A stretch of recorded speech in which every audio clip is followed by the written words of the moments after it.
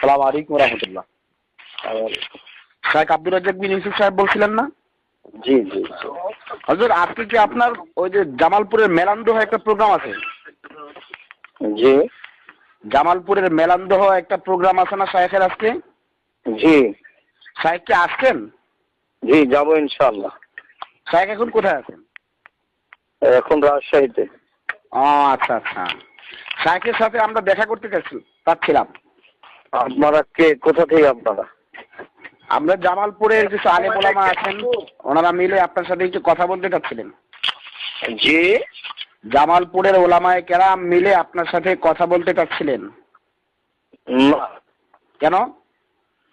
বলা লাগবে না, কেন স্যার? প্রয়োজন নেই। কেন প্রয়োজন নেই?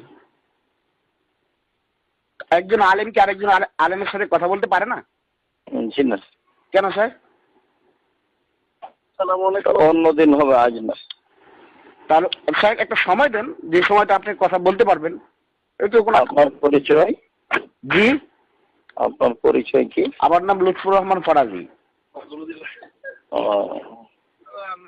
লুৎফুর রহমান ফরাজির সাথে তো আমাদের কোনো কথা নেই। কেন